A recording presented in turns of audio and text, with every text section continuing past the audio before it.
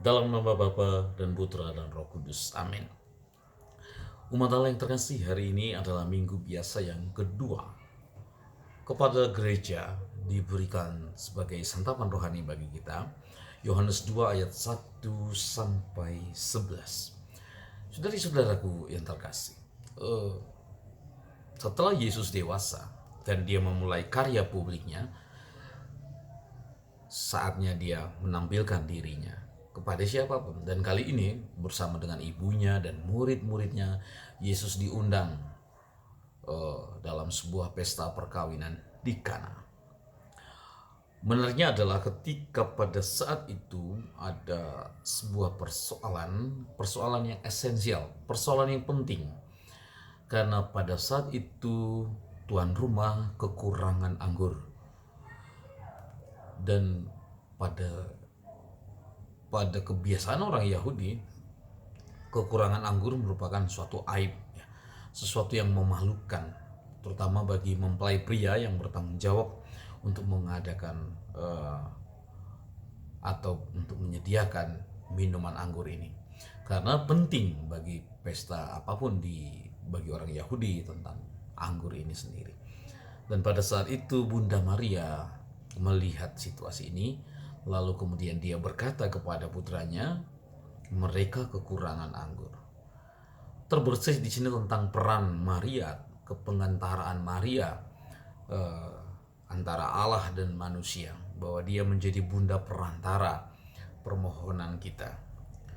Meskipun pada akhirnya Yesus berkata, hai perempuan, mau apakah engkau daripadaku, karena saatku belum tiba.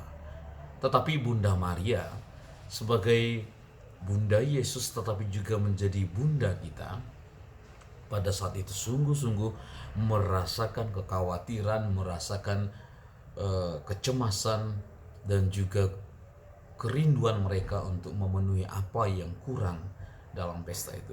Kemudian ia berkata kepada pelayan itu, apa yang ia perintahkan kepadamu, lakukanlah itu. Dan sungguh luar biasa bahwa Yesus menyuruh para pelayan itu untuk mencedok air ke dalam 6 tempayan. Dan kemudian ia menyuruh mereka untuk menuangkan air di tempayan ini kepada para peserta pesta pada saat itu. Dan ketika kepala pelayan itu mencicipi anggur itu, dia berkata kepada mempelai pria, setiap orang biasanya menghidangkan anggur yang terbaik, lalu kemudian anggur yang kurang baik menyusul. Tetapi engkau sampai saat ini menyimpan anggur yang baik dan bahkan lebih baik. Kalau kita sungguh-sungguh menyadari para saudara bahwa secara mistik Yesus di sini sesungguhnya juga hadir sebagai mempelai pria yang utama, ya. Kalau kita pahami tentang rahasia Mesias, bahwa dalam kitab Yesaya 25 ayat 6 dikatakan bahwa ketika Mesias datang, maka bukit-bukit akan berlimpahkan anggur.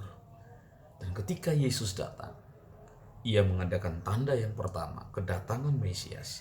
Ia mengubah air itu menjadi anggur, dan anggur itu berkelimpahan. Sekitar 600 liter anggur melalui 6 tempayan yang besar ini, yang mana dia telah mengubah itu menjadi anggur. Dan semua orang bergembira, bersuka cita, karena anggur itu memang menyukakan. Dan lebih daripada itu lagi para saudara, bahwa dalam Ekaristi Kudus, Yesus mengubah air dan anggur, atau mengubah anggur yang dicampur dengan air ini menjadi darahnya sendiri. Dan dari situ mengalirlah kelimpahan hidup bagi kita. Bukankah itu yang setiap kali kita rayakan dalam perayaan Ekaristi? Bahwa kita merasakan anggur yang baru, yaitu hidup yang baru di dalam Kristus, rahmat yang baru di dalam Kristus, yang selalu kita terima setiap kali kita merayakan Ekaristi. Bukankah dari Ekaristi itu mengalirlah kemudian kehidupan yang baru, yang membawa sukacita, yang memberikan kemanisan pada tawarnya hidup ketika kita jauh dari Tuhan. Luar biasa para saudara. bahwasanya Kristus sesungguhnya adalah mempelai pria yang utama, yang mau menikah dengan kita. Gerejanya yang adalah mempelai wanita. Nah, maka saudara-saudaraku yang terkasih, mari kita pastikan bahwa Yesus itu hadir di hati kita, di tengah-tengah keluarga kita, di dalam lingkup pekerjaan kita, tengah-tengah masyarakat kita. Saya yakin ketika itu hadir, ketika kita bisa menghadirkan Kristus dalam hidup kita, air itu menjadi anggur. Kehidupan kita yang biasa akan menjadi kehidupan yang luar biasa. Artinya kehidupan yang membawa rahmat bagi siapa. Semoga kita menyadari tentang anggur baru di dalam Kristus yang telah Ia bawa melalui kasih-Nya yang sepenuhnya Ia tumpahkan melalui pengorbanannya di salib. Dan itu yang kita rayakan setiap kali kita merayakan Ekaristi. Untuk itu mari kita jangan sia-siakan perayaan Ekaristi menjadi sumber kekuatan utama bagi kita, sumber kekuatan satu-satunya dalam kehidupan kita. Semoga kiranya kita lalu menjadi pembagi anggur-anggur Kristus itu, pemberi atau pembagi hidup yang baru di dalam Kristus itu bagi orang-orang yang ada di sekitar kita. Dan semoga Tuhan memberkati kita semua dan keluarga kita, Bapa, Putra, dan Roh Kudus. Amin.